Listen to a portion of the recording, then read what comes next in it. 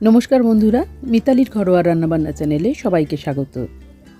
আজ আমি বানাবো সকলের অত্যন্ত প্রিয় একটা ডেজার্ট, গাজরের হালুয়া।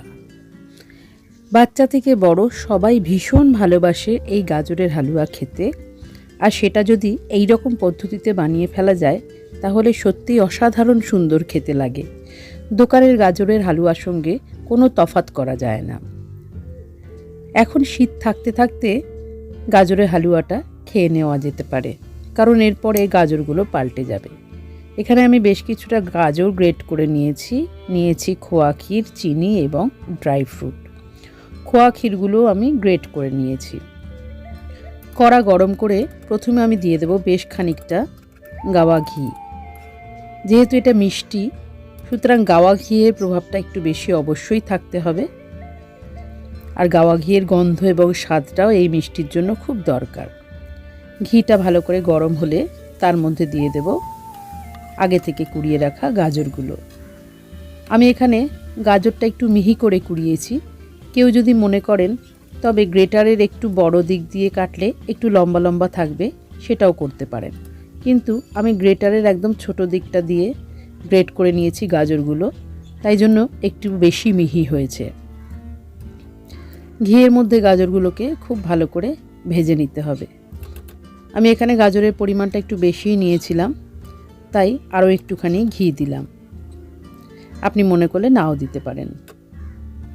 ঘি দিয়ে গাজরটাকে খুব ভালো করে নাড়তে নাড়তে গাজরের রঙটা আস্তে আস্তে পরিবর্তন হয়ে যাবে আর কাঁচা গন্ধটাও কেটে যাবে।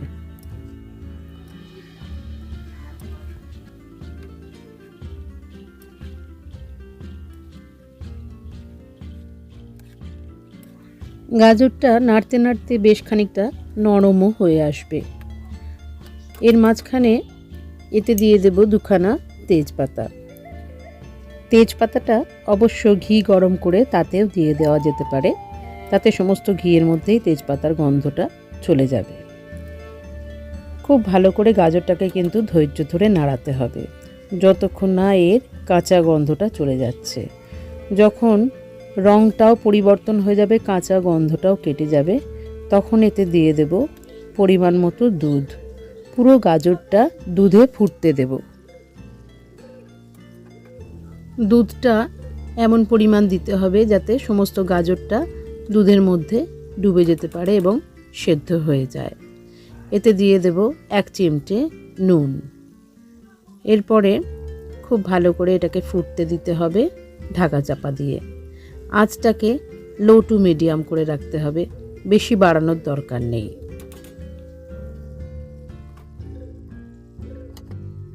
মাঝে মধ্যে ঢাকা খুলে একটু নেড়ে দিতে হবে যাতে নিচে লেগে না যায়। নিচে লাগবে না তার কারণ দুধের সঙ্গে সঙ্গে গাজরের থেকেও বেশ খানিকটা জল বেরিয়েছে, যেটা একদম শুকিয়ে নিতে হবে। গাজরটা যতক্ষণ না সেদ্ধ হচ্ছে এইভাবেই ঢাকা চাপা দিয়ে সেদ্ধ করতে হবে। যখন সেদ্ধ হয়ে আসবে তখন এতে দিয়ে দেব পরিমাণ মতো চিনি। আমি এখানে হাফ বাটি মতো চিনি দিলাম, অর্থাৎ 50 থেকে 75 গ্রাম মতো চিনি দিয়েছি।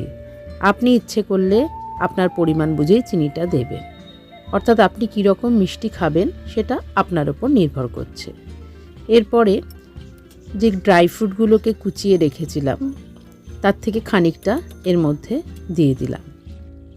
দিয়ে দেব বেশ খানিকটা ছোটো এলাচের গুঁড়ো। অবশ্য ছোটো এলাচের গুঁড়ো না থাকলে একটু ছোটো এলাচ ফাটিয়েও দিয়ে দেওয়া যেতে পারে, তবে সেটা ঘি গরম করে তার মধ্যে দিলেই ভালো।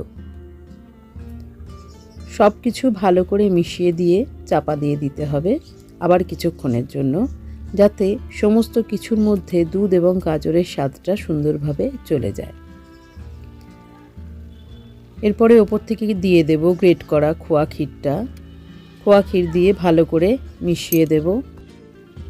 ড্রাই ফ্রুটগুলো একটু কুচিয়ে দিলে তাড়াতাড়ি সেদ্ধ হয়ে যায়। আমি এখানে আমন্ড, কাজু বাদাম আর কিশমিশ সবগুলোকে একটু ছোট ছোট করে কুচিয়ে দিয়েছি। আমি এরপরে আরও সামান্য একটুখানি মিষ্টি দিয়েছিলাম, কেন আমার মনে হলো যে মিষ্টিটা আর একটু লাগবে। সেই জন্যই বললাম মিষ্টিটা বুঝে নিয়ে নিজের মতো করে দেওয়া ভালো। দেখুন গাজরগুলো সেদ্ধ হয়ে এসেছে বলে একদম নরম হয়ে ছোট হয়ে গেছে, আর দুধটাও ক্রমশ শুকিয়ে আসছে।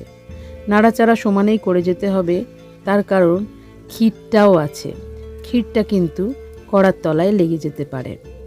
ওই জন্য সমানে নাড়তে হবে এবং নিচে যাতে লেগে না যায় সেটা দেখতে হবে।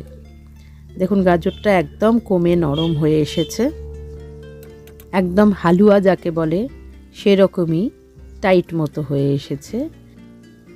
এরপরে ওপর থেকে দিয়ে দেব আরও বেশ খানিকটা গ্রেটেড ক্ষীর, যেটা আমি ক্ষীরের গুঁড়ো বা ক্ষীরটাকে গ্রেট করে রেখেছিলাম সেটা। দেখুন দুধটা কিন্তু একদম মরে এসেছে এবং গাজরটা টাইট হয়ে আসছে আর পুরো সেদ্ধ হয়ে গেছে, সুন্দর বাইন্ডিং হয়ে যাচ্ছে। দেখুন দুধটা একদম শুকিয়ে যখন কড়া থেকে উঠে উঠে আসবে তখন বুঝতে হবে সম্পূর্ণ হয়ে গেছে গাজরের হালুয়া। সব শেষে দিয়ে দেবো আরও খানিকটা ঘি।